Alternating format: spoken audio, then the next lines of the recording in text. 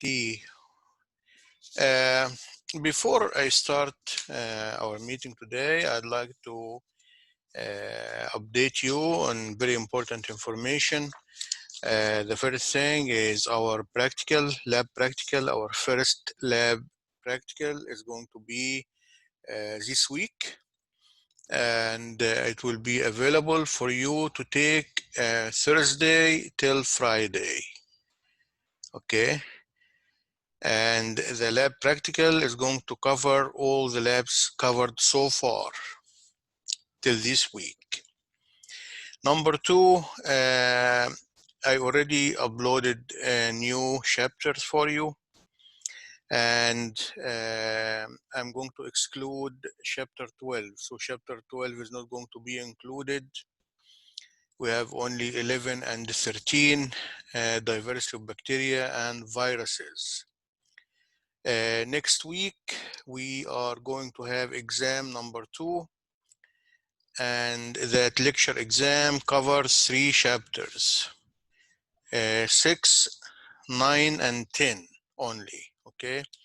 Chapter 6 is nutrition and nutrition requirements and the effect of different environmental conditions on growth. Chapter 9 is the control of microorganisms in the environment. Chapter 10, control in the microorganism in the body. What I mean by that is mainly antimicrobial agent like antibiotics, basically. Okay, so those are 2 important things. So this week we have our lab practical, 100 points. And next week, we're going to have our second exam covering 3 chapters, 6, 9, and 10. Okay.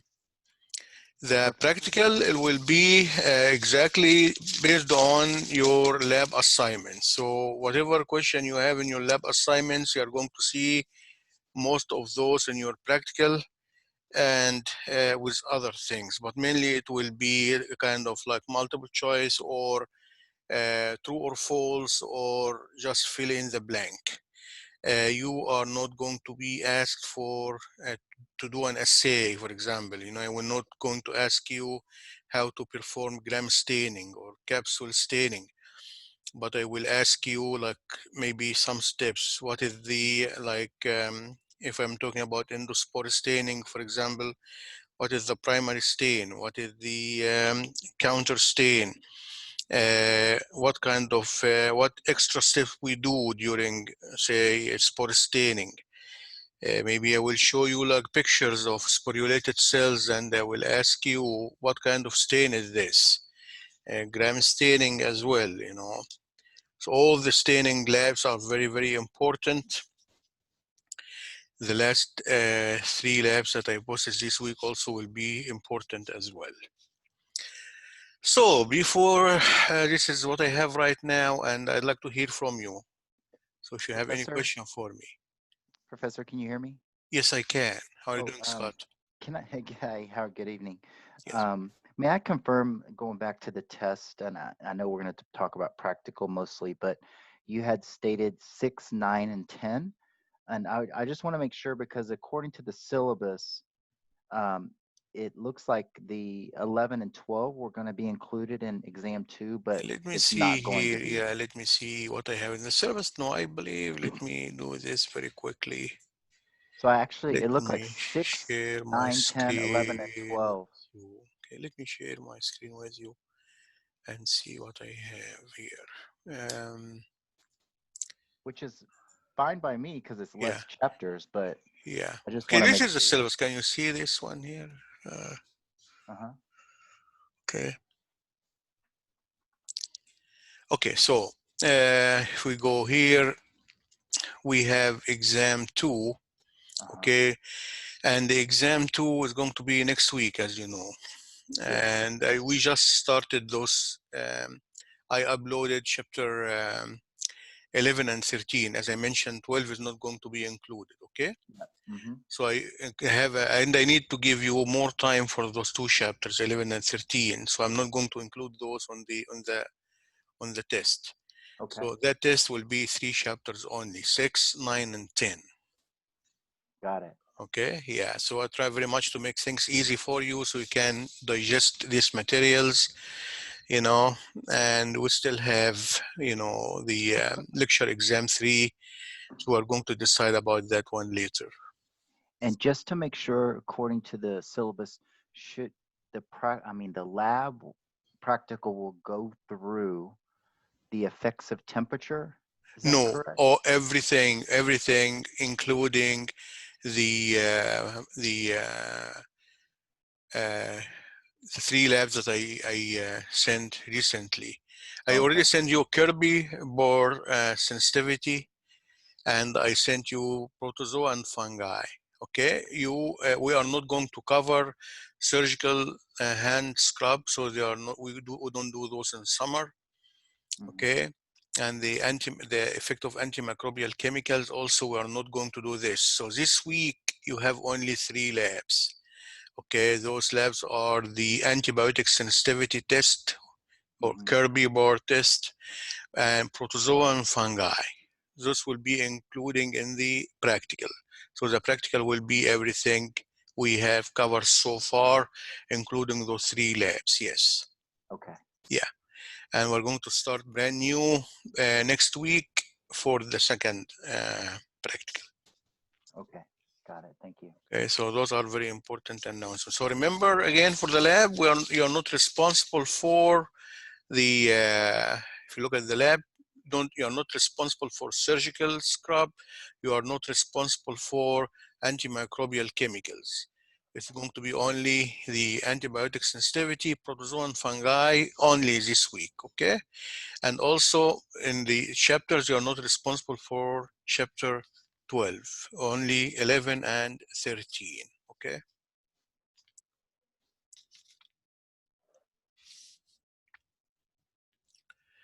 Got it?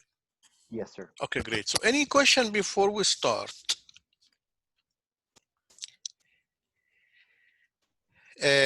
I have like the 2 chapters ready, like 9 and 10, if you have any question for those particular chapters for me.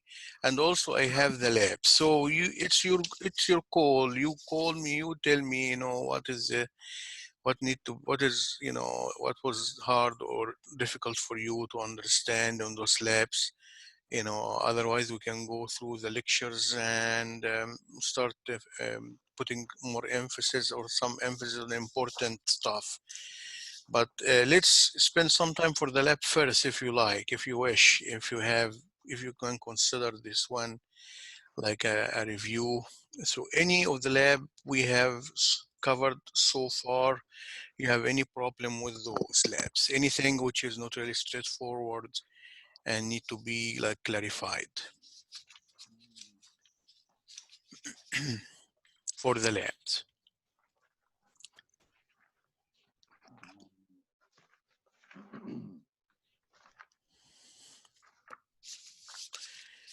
You know now how to do counting, right? And how to do dilution. This is very important. I believe the staining labs are whatever, whether it is like gram staining or spore or acid fast or capsule stains, are very, very straightforward. You really need to remember the name of the stains used, okay?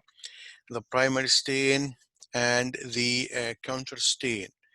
You also need to see the corresponding color. So if I show you a kind of stain, you should be able to identify this kind of stain to me. If I show you like a slide for capsule stain and ask you what kind of stain is this, you need to tell me it is a capsule stain, for example. If I ask another question, what is the primary stain used, you need to know that one. If we're using decolorizing agent, what was the decolorizing agent used? Also, you need to know the name of these, okay? So for the stain, I believe labs are kind of straightforward. They don't have lots of problem. Calculations of the colony forming units are important. and you really need to know this, how to do calculation. Um, in addition to this, Kirby-Bohr is important, how to do the antibiotic sensitivity test. If I give you like, say, a specific antibiotic and give you an inhibition zone, and I measure the inhibition zone for you, and I attach like a table for sensitivity and ask if this bacteria is like sensitive or resistant to the antibiotic. You should use this information to answer the question for me.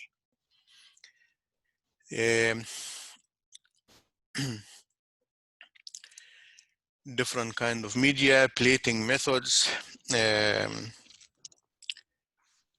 Basically, this is, what I have in hand right now, unless you need specific lab that you need to focus on. What about morphology? Are you going to get deep into that? Not really, not really. Colony morphology, not really, because the colony morphology will be kind of more, um, more like, let me put it this way, it will be more, make more sense when you see this in reality, when you see the colony, how the colony, the shape, the immersion of the colony, the how it is raised over the media. This is a very important information, but for virtual lab, it is not clear. So I'm not going to include this. The effect of environmental conditions are so important, like different kind of condition, temperature, pH, salinity, and non-ionizing radiation like UV light. Spectrophotometer also is important. The graph, if I give you a graph and that graph is correlating, say, absorbance with like, I give you like two tubes with different absorbance value, say broth A and broth B, and I will ask you like which one of those has more like turbidity. Just based on the absorbance, you should be able to tell, because you know that there is a direct correlation between absorbance and concentration or turbidity of the bacterial cells. So also you need to know this. Professor, a question on endospore versus a capsule. Yes. What's the difference between those two? Let me go grab that lab and then we can go from there.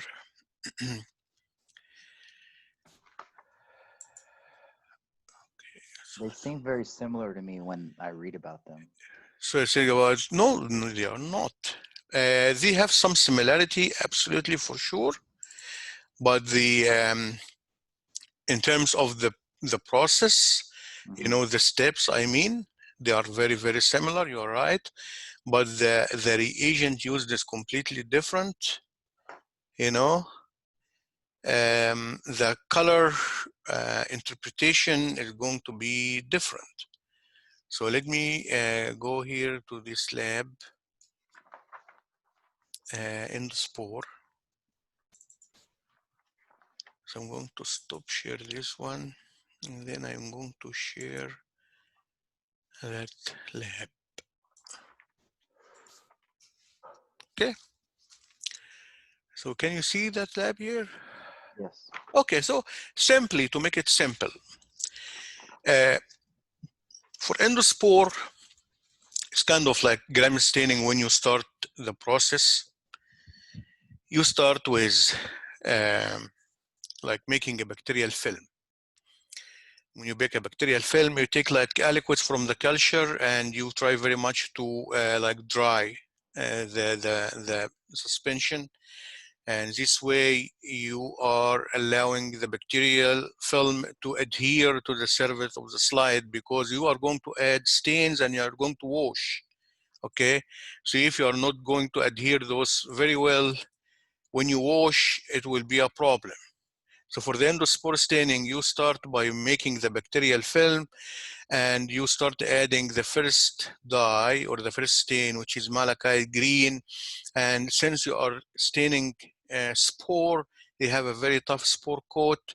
So in order for the dye or the stain to be able to penetrate and get into the cell, you need to apply some heat. Okay, so you are boiling some water and you are going to use the steam to allow the malachite green to penetrate. And then after that, you wash all those extra stain and then add the second uh, stain, which is going to be safranine.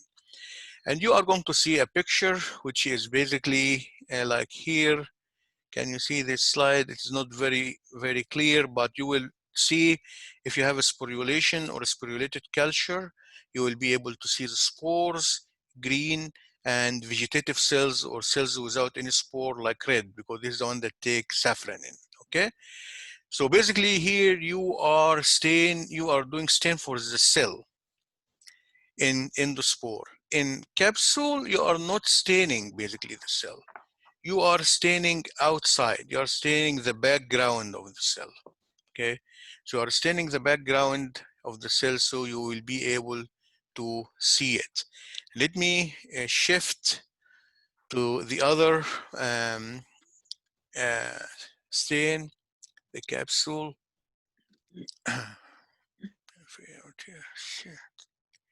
Utility.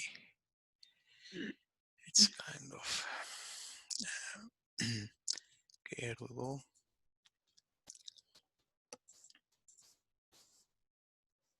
Okay. So when you do the capsule stain, you first of all you are not. Let me share this with you. Okay.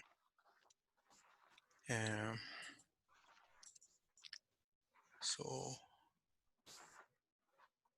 let me share screen here. When you identify what is a capsule, you know that the capsule basically it's like exopolysaccharides which is around the cell. Okay, so basically you cannot apply any heat when you make the bacterial film. With the bacterial film, you are trying very much to allow it to dry, you know, without applying any heat, because you don't need to distract or destroy the capsule around the the uh, the uh, the cell. And you basically stain the background around the cell. So when you stain the background around the cell, you will be able to see this halo shape around the bacterial cell. So basically, they are kind of different in terms of the method and the kind of dye that we are using. Okay, due to the feature of the capsule or the structure feature of the capsule. So for the capsule stain, it will be a very clear picture for you, you know, and it will ask what kind of stain is this. So when you look at it, you look at the background. The background is stained, and the hollow or the space or this kind of clear zone around the cell, this is where the capsule are located. Okay. Okay, thank you. So not much here. Um, Motility test, you know, that's an easy one. It shouldn't be a problem with motility. You know, it is an aseptic technique in a aseptic condition. Again, it is very clear. Pure culture techniques, you know, there are two different methods of when you try to get a pure culture. You need to identify what is a pure culture is, basically. And when you say a pure culture, it means that it's a culture which is basically made of a single kind of organism. Okay. And you have two different methods of this. You have the pour plate and you have the streak plate. And the difference is, there is a huge difference between them. But the main purpose is the same.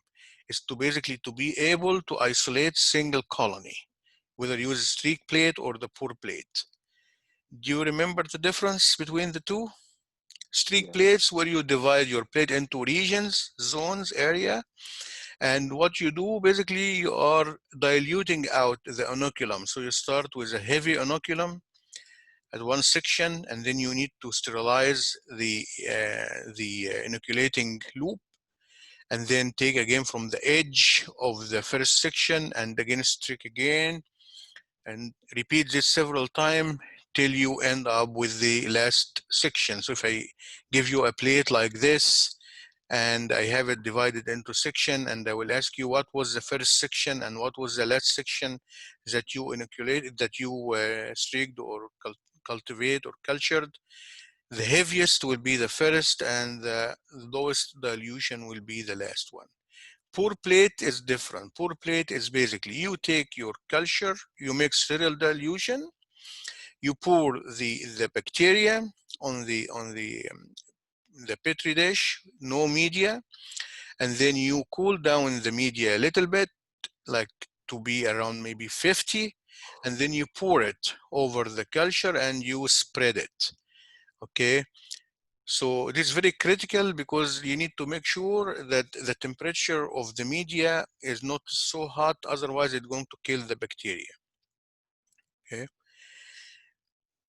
so definitely if you are trying to get counts, it is not going to be a very like accurate, because during the process some bacteria will die due to the heat of the like say the tryptic soy agar, which is hot.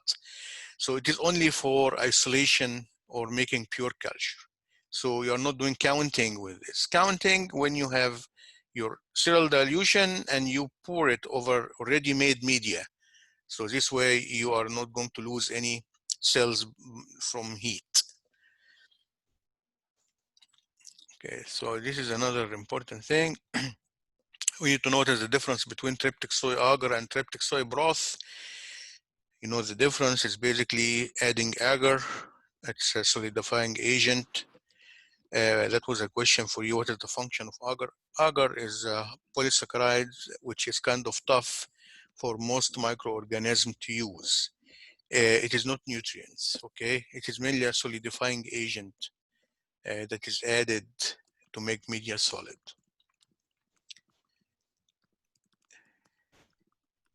Okay. Yeah, I'd like to hear from you guys. I don't, I have 1, 2, 3, 4.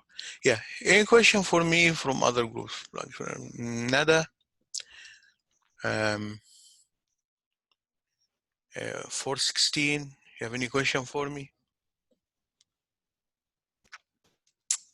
Hello? Mm. Any question for me, guys?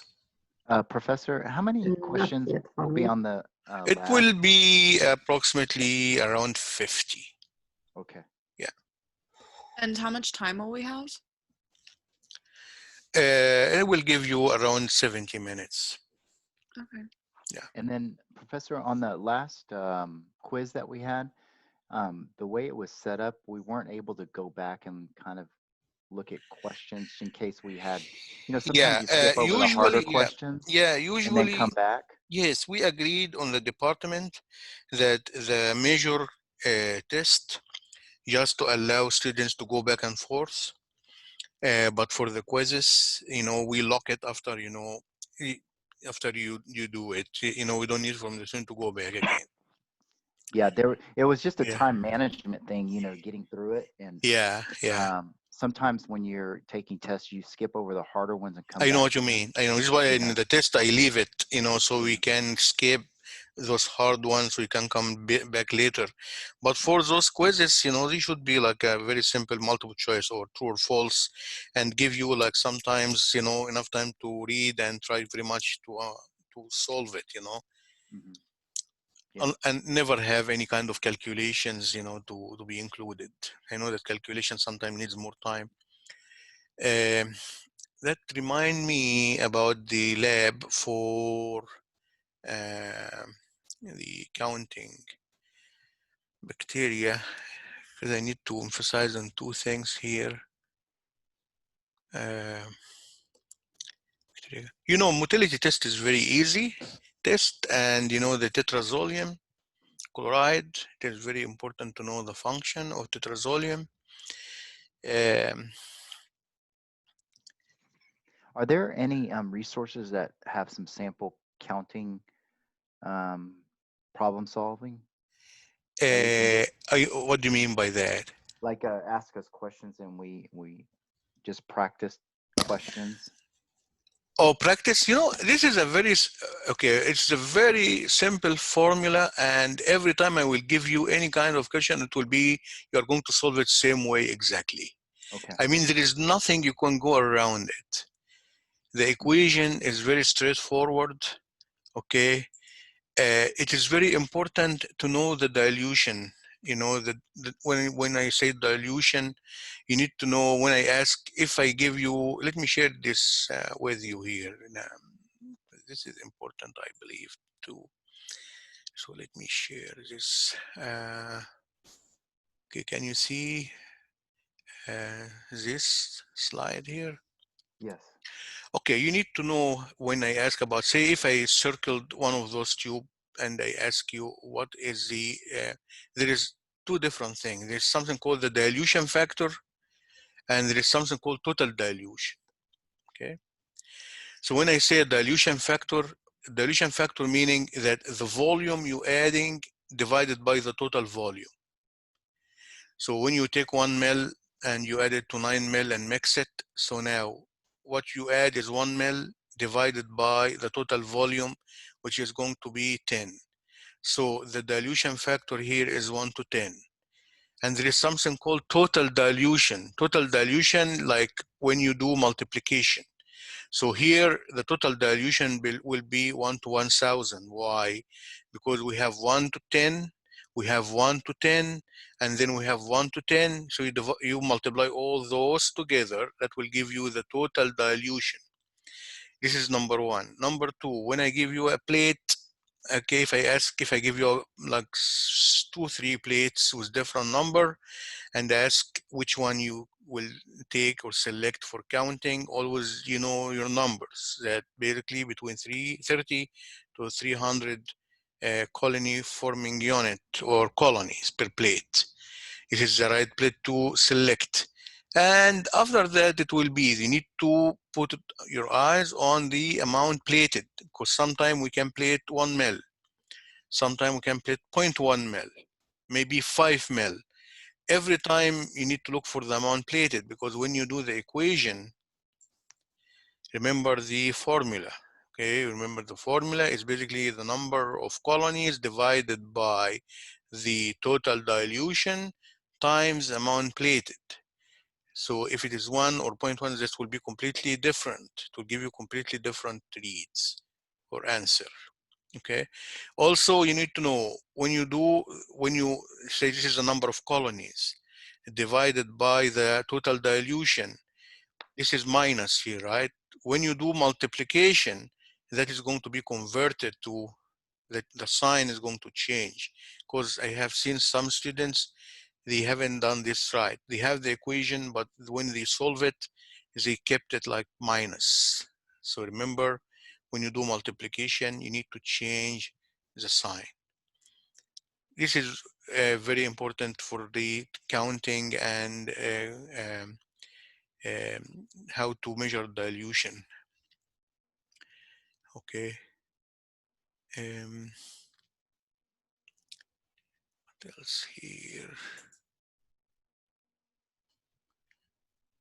We are going to see the same picture exactly when we do virus counting. Instead of counting the number of colonies, we are going to do what we call plaques.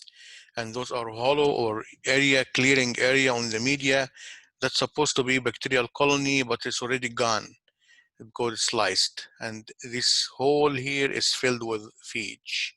Okay, we're going to do this lab in the second half of the semester. Okay, so questions. Nope. Thank you for Anything explaining. that need to be clarified before we move to, I have a lecture here. Let me go to chapter 9 and let me do this. Chapter 9 and chapter 10 are so connected. Okay. Um,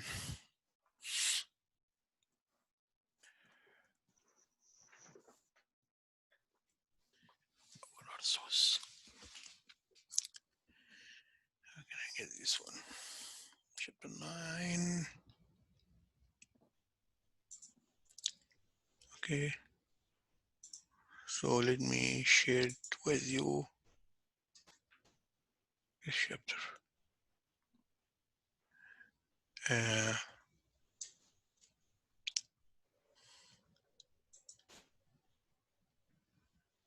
chapter 9. How can I go to this chapter? It's too much. Let me close some of those. I have lots of windows. Let me take care of those here. Give me a few seconds to finish. So I will leave this one here. Okay.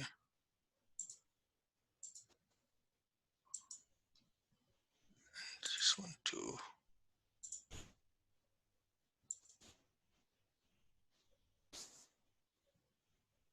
Okay. Chapter 9.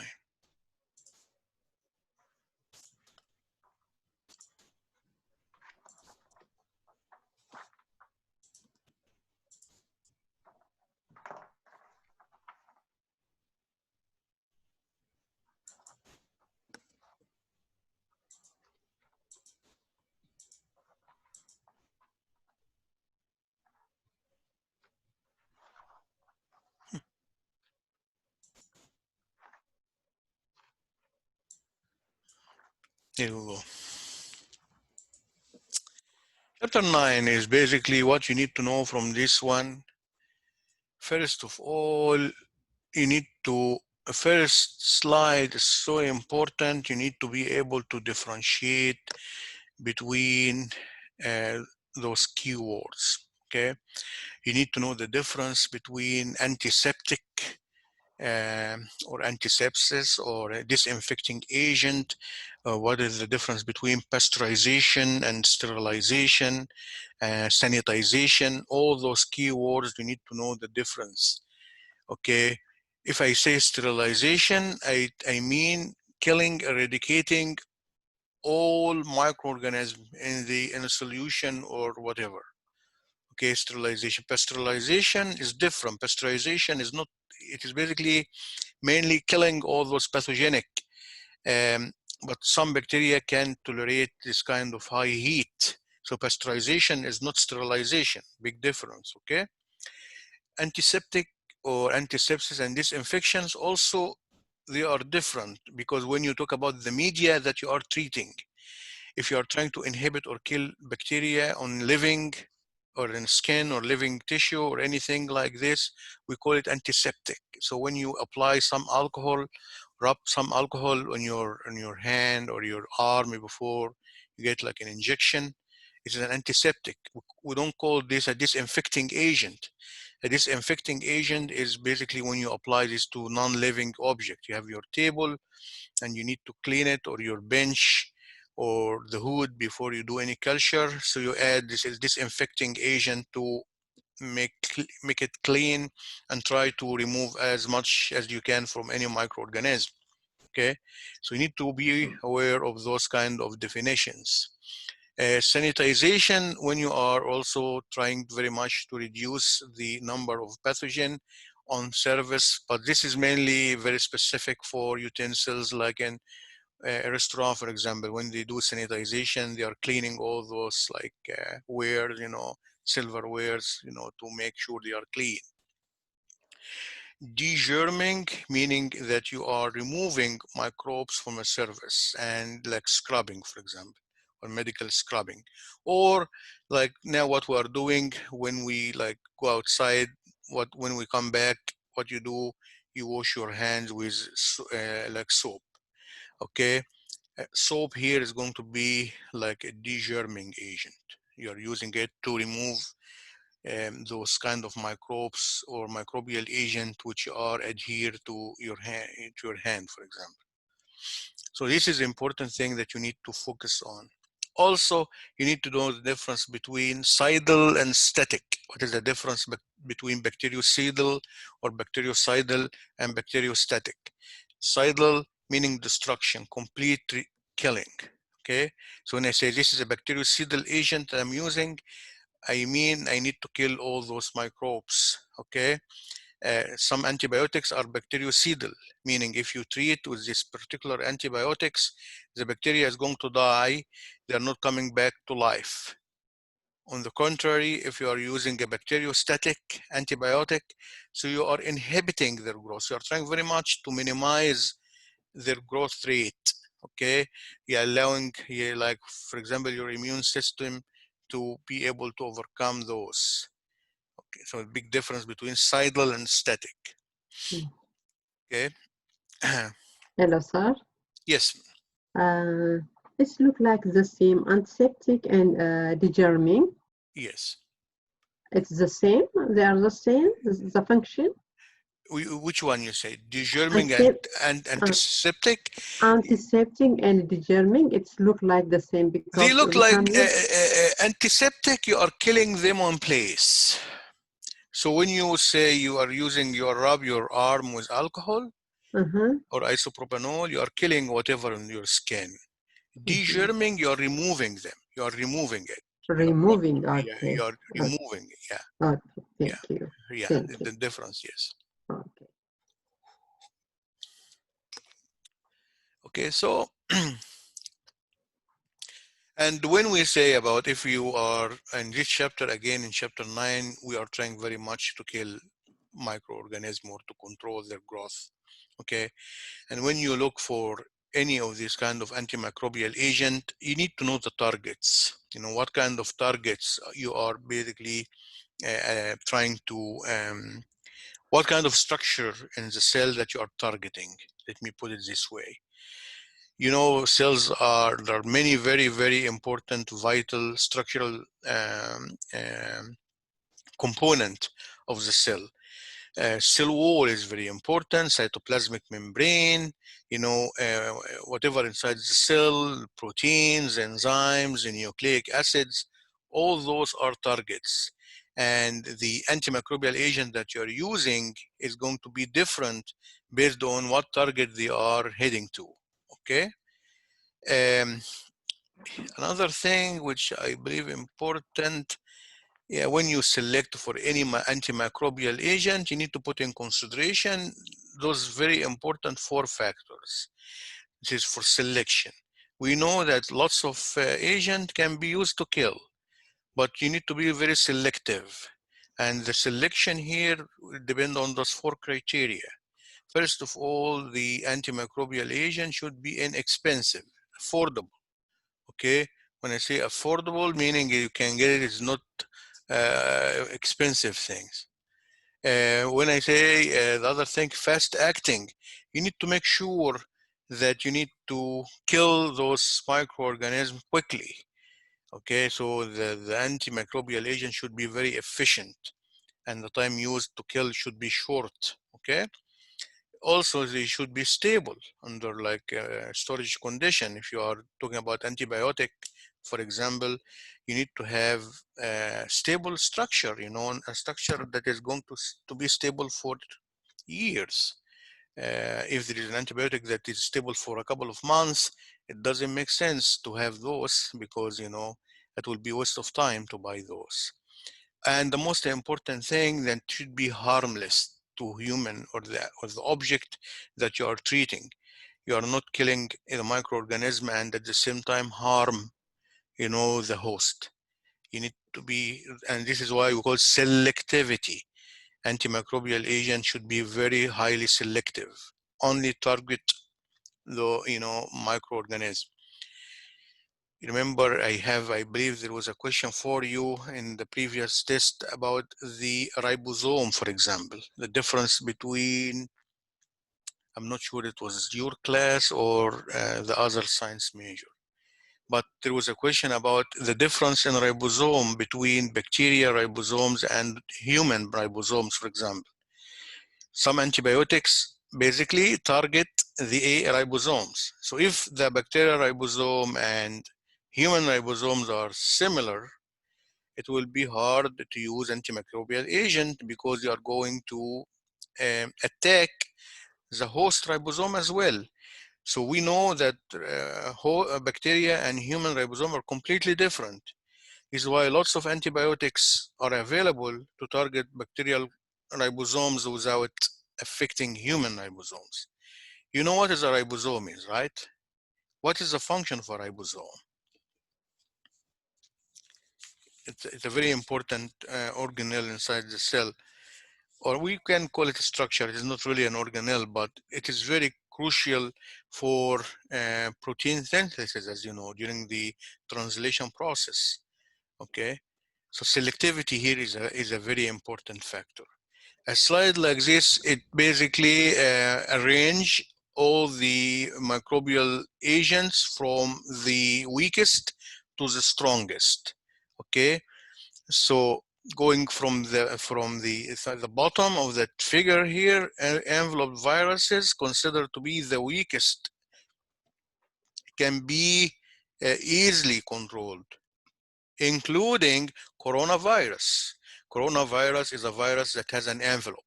Okay, uh, those kind of viruses are much weaker than viruses which are naked, meaning they don't have envelope.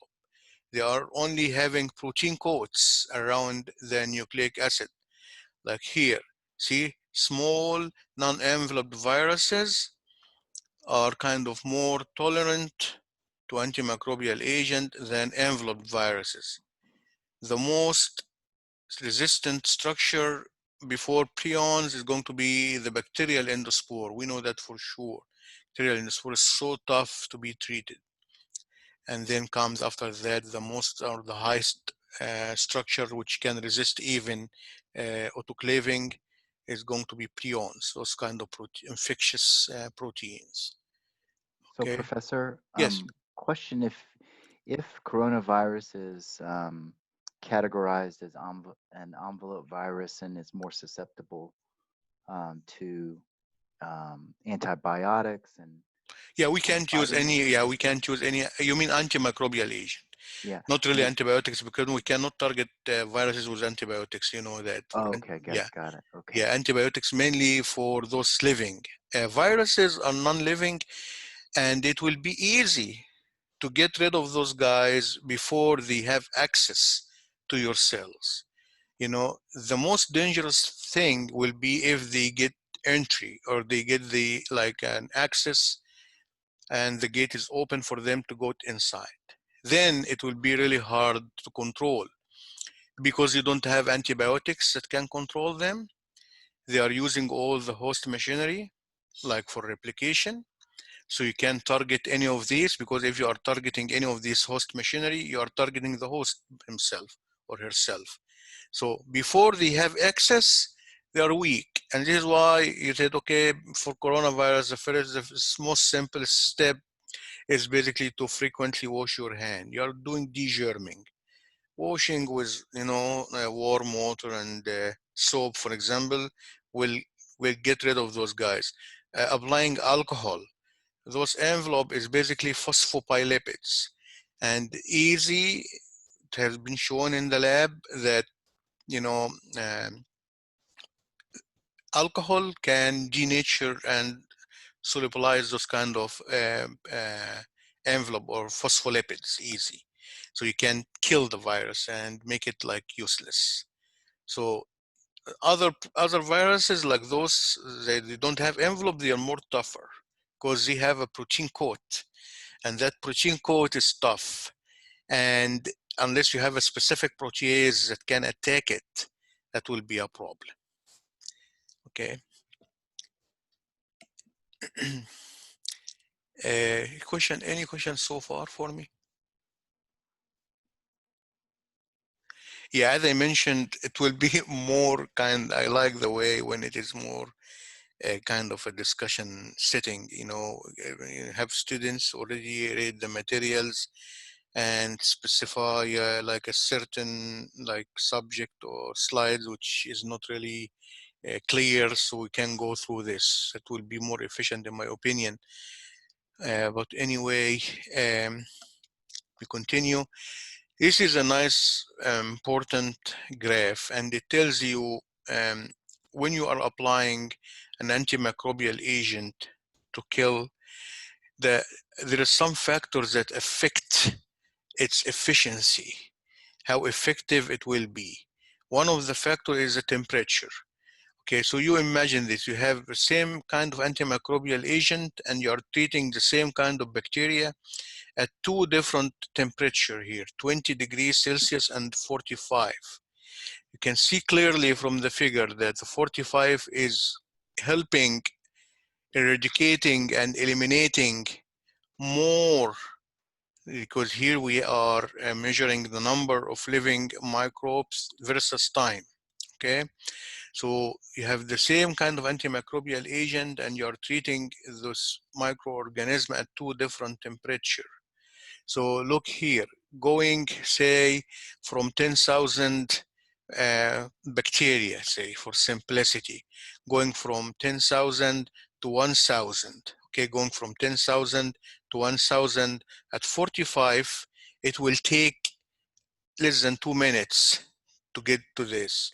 On the other hand, if you are applying lower temperature like 20, again going from 10,000 to 1,000, okay, from 10,000 to 1,000, you have more than 4 minutes to reach this. So it tells you clearly that applying, like increasing the temperature with the antimicrobial agent will help eradicating, that microorganism. Okay. I thought that figure can be like kind of confusing for some, so I wanted to go through this. This is a very interesting figure. There's something called decimal reduction time. Decimal reduction time, and the definition for this is basically the amount of time needed to reduce the number of microorganisms by 90%. When you apply any antimicrobial agent, say I have 1 million bacteria, and then I use a antimicrobial agent and I add it. The 1 million, they are not going to die at the same time. It is not an immediate death, okay? We have different age, different metabolic activity status, okay? So basically there is a time it will take for the antimicrobial agent to kill everything. And it is a constant, okay? So it depends on the antimicrobial agent. So the time needs to kill 90% of the microbes, we call it the decimal reduction time, going from 1,000 to 100. So it is a reduction in like 90% reduction, and that will give you the time needed. We call this the decimal reduction time. Expect from me to give you an example, which is will be hard. If I say, how long would it take, or how long would it take to reduce a population of 100 trillion, which is 10 to the power of 14, to 10? If you imagine you have a solution, and that solution has 100 trillion bacterial cells. Say, I ask you if the D value, which is the time needed to reduce the culture by 90%, is 3 minutes. So how long it takes to vanish those and get only to 10 viable. So you do this easy. It is it looks complicated, but it is not as hard as it shows here. Professor, in this instance, what's decreasing the population? Is it heat still? All I see is number of living microbes and time. Yes, basically whatever the number is. So here you are dealing with number reduction per time period, okay? And that number reduction is 90%. So 90% elimination of the population. In a specific time, we call that time the decimal reduction time. And definitely the decimal reduction time is going to vary between different antimicrobial agent. Some antimicrobial agent will be so strong, so maybe the decimal reduction time will be 10 seconds. Some antimicrobial agent will be kind of mild, so maybe the decimal reduction time will be like 5 minutes. Okay, so the time here depends on how strong the antimicrobial agent that you are dealing with. So if I give you an example like that and ask you how long it takes, if you know the D value, you know that every 3 minutes, 90% of this is going to vanish. Okay, so if I ask you how many minutes it will take to go from this 100 trillion to 10 cells, any clue how? If you do this mathematically, you will, so it be kind of hard, right?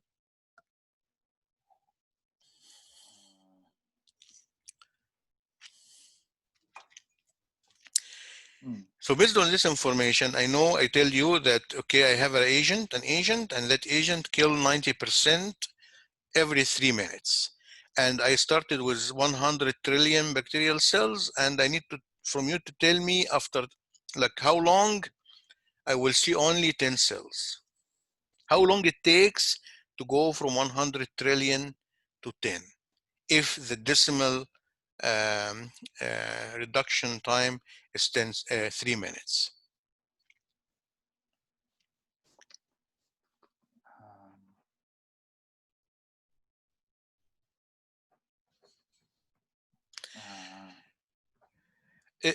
To make it easy, yeah, go ahead. 42 minutes? You are very close. You are very good. You are very close. How did you get the 42 minutes? I didn't consider the 90%, but just 14 times 3. Yeah, because you said it is 14 times, right? Because basically this is 14 times, because every time you are 90%, you are removing one decimal. Basically, every 3 minutes, you are removing one of those, right? So, but if you leave 10, then you are moving only 13. So it will be 13 times 3. Okay? So it will be 39 minutes. Yeah. And this is, I have an explanation for here. This is the 100 trillion. And if you kill 90% of those 100 trillion, so basically you are killing this much. So the remaining will be that much here. Okay? Again, can you see this? So if you compare, after 3 minutes, you are going to kill this much, and this is what left. Compare this with what you start with, you will see this is less 1 0 only. So every time, every 3 minutes, you're going to remove 1 0, 1 0, 1 0. Okay? And then you need to leave 10. So you are removing 3, 6, 9, 12, 13. If I tell you how long it takes, if I tell it is only one viable cell, then you will say yes, 42 minutes will be taken to reduce the number to 1. Okay? Easy? Yeah. Other guys, I need to hear from you. Good? Anybody has any question for me? No, it sounds good. Yeah. Anything in particular in that chapter was kind of hard or difficult? This is a very nice experiment when we are trying very much to test an efficiency of a sterilization process. There is a test. You need to make sure that the sterilization is killing 100% of your microorganism. So how you do this? You know that the toughest structure is basically bacterial endospore. So there is a very nice test that you can use to test the efficiency of the method of sterilization that you are using. And here it goes. It's basically like a vial like that. It is like very flexible kind of a plastic vial. It has this ampoule here, which is made of glass, and it is easy to crush. And it has media. bacterial medium for growth, and it has also an indicator, okay? And then you have outside a filter, say a filter paper saturated with the endospore, okay? So you have the whole thing, and you do sterilization. And after sterilization, you squeeze your bottle and you crush the glass ampoule inside, or the glass vial, and that will lead to the release of the media. So it will be in contact with the with the endospore. Okay, if the sterilization process was very efficient, all those spores should be now dying, they are dead, and the media will stay no change in color. But if they still have some spores that survive the process, then you are going to end up with the bacteria will grow, and it will convert the sugar, and it will change the pH indicator is going to change color, indicating bacterial growth. So it's a very nice test that you can use to see the efficiency of the method that you are using.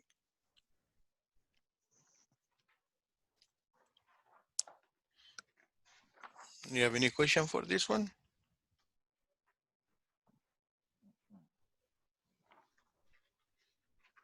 Any question for this slide? No.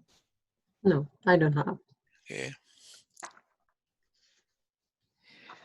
Professor, could you talk a little bit, I'm just interested about radiation and the example of the strawberries and Yes, how that yes. preserves? Okay, if you are saying about radiation, you need to know the difference between, there are two different kind of radiation, and those are based on the energy they have. And you need to know also that there is an inverse correlation between the wavelength and the energy. So as the wavelengths decrease, the energy increase. Okay, so when you say ionizing radiation like X-ray or gamma ray or electron beams, those have a wavelength very shorter than 1 nanometer. So shorter than 1 nanometer, meaning that they have lots of energy. And when you have this kind of radiation, when you try to bombard like an atom or say protein, like an amino acid or like a nucleic acid, like a nucleotide or a sugar or an enzyme. So when you use this too much high energy, so you are going to make ionization, because this kind of energy is enough to eject electrons completely out, creating ions. Now, when you have ions, that means that you are going to disrupt very important bonding, which we call it hydrogen bonding, which hold all those macromolecules together, proteins or nucleic acid, the way those molecules are held in space, and to maintain a correct 3D is with hydrogen bonding. Creating ions is going to disrupt hydrogen bonding. It will cause denaturation. So you can finally destroy the protein structure. So if it is a vital enzyme, for example, that is going to affect the growth of the organism, or it can create mutation even in the DNA, okay? So here, this is a very good example here by applying like gamma ray radiation or any sort of ionizing radiation. So you know that when you collect the say strawberry from the field, okay? So definitely they are not pure, they are not clear. There are lots of microorganisms associated on the surface of those fruits. So one way is to wash it very well before you eat it. But if you let it stay for maybe a few days, all those microorganisms going to grow and do spoilage. So one way, if you are thinking about long-term preservation, is to apply the say gamma radiation, high like electromagnetic radiation with high energy, to destroy any kind in contact, any kind of microbial contamination, so they can last longer than untreated. there is another kind of radiation, we call it non-ionizing. And here non-ionizing, they have less energy. Their wavelength is greater than 1 nanometer.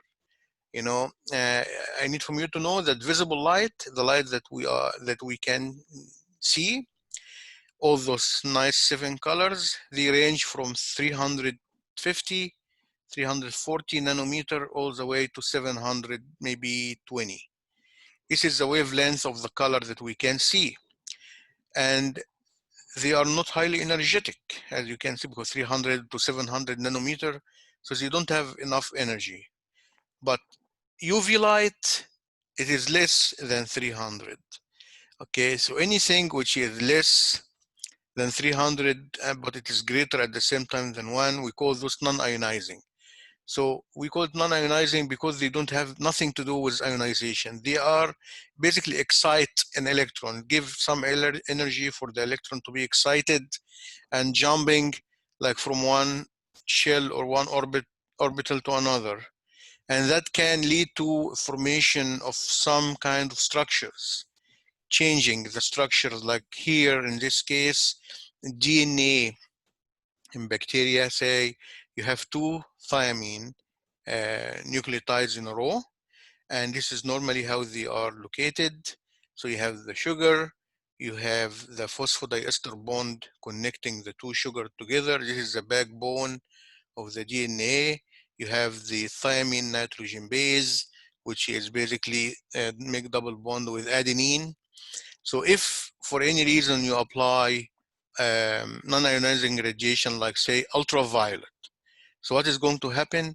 You are going to create what we call pyrimidine or a thiamine dimer, where this kind of electron excitation lead to a formation of covalent bond, which was not in the normal structure, as you can see.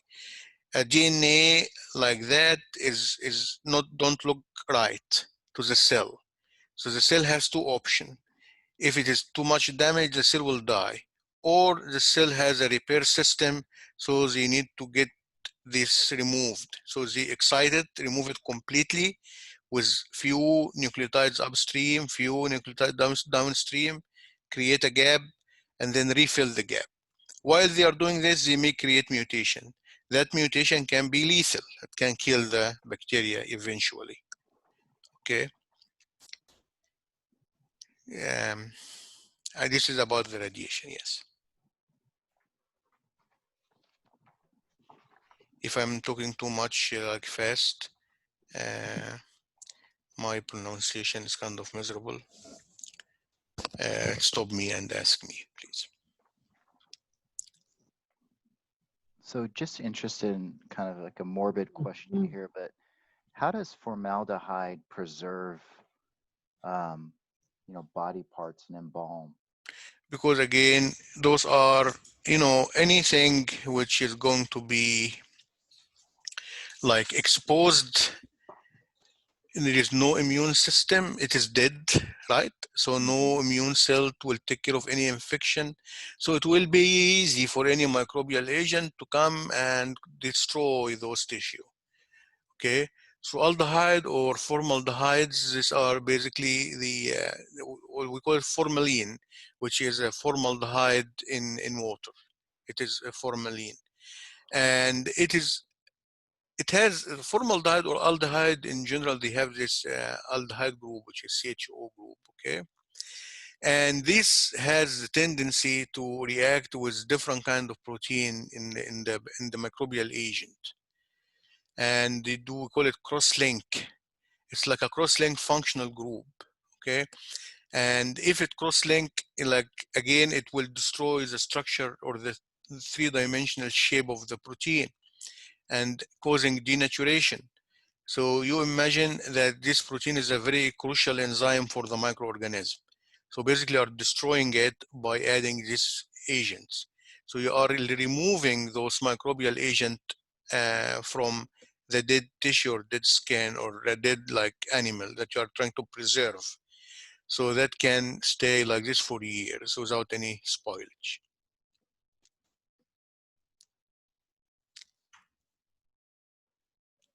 somebody will say, what if we do irradiation was gamma? Do you think that would be a good way to preserve it? Again, the penetration rate of gamma is not great. So whatever inside is going to, any microbial agent inside will destroy the organism. So you need to soak it in this kind of chemicals to preserve it. Smells terrible, by the way. Formalin is bad.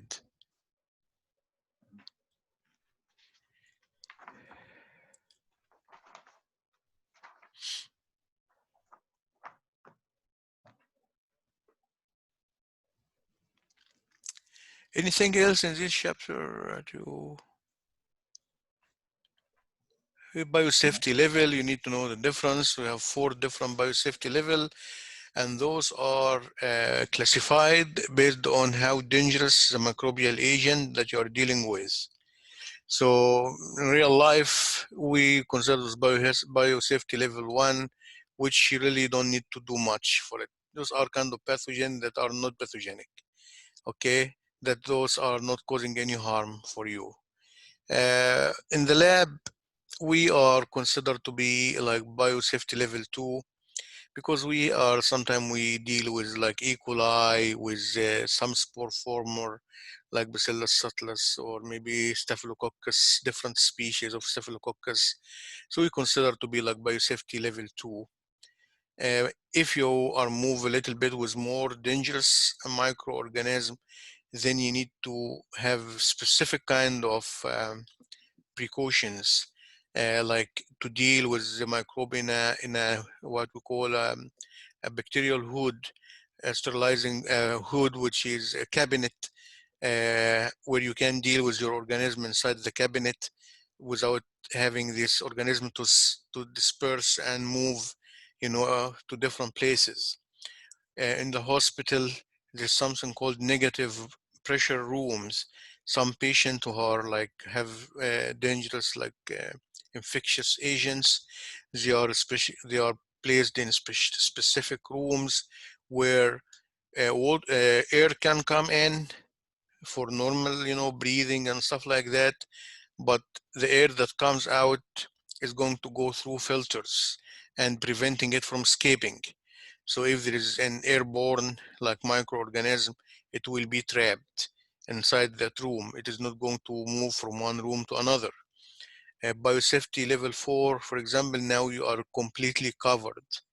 You are completely covered, taking all the precautions, especially if you're dealing with those very highly infectious agents like Ebola, like Corona now. So you need to be really, when you deal with those, you need to completely covered. Okay, so there is no chance for any kind of contamination or inhalation of the microorganism. This is an example of the cabinet. We have this in the lab, and air, there's a blower that blow air, and that air comes from the outside, but before it gets into the cabinet, it needs to be filtered.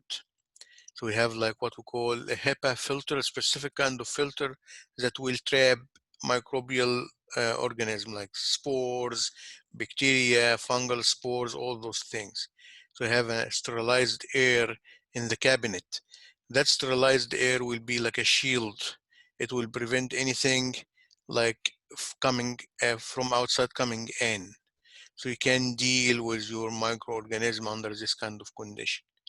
Then that air, which is going to be contaminated, is going to get out, but again, it needs to go through an exhaust filter again to trap whatever microorganism before it is released to the environment.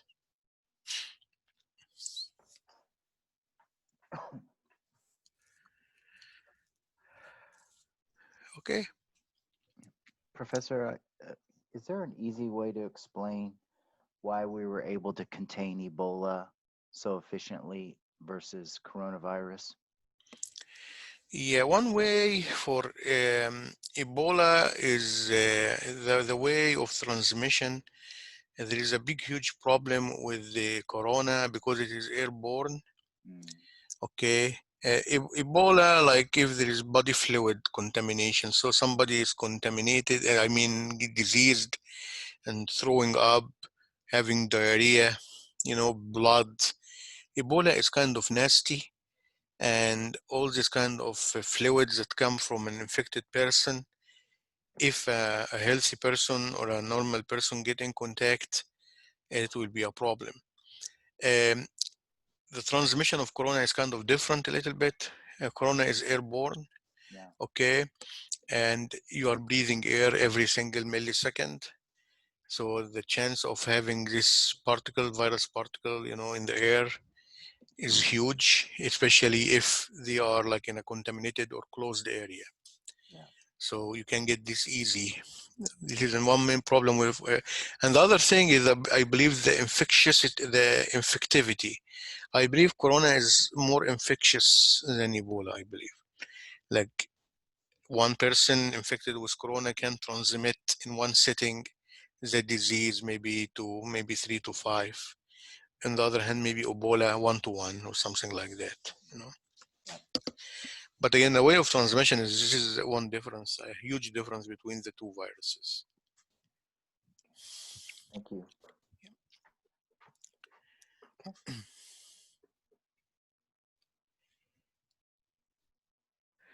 Okay, so we'll stop here.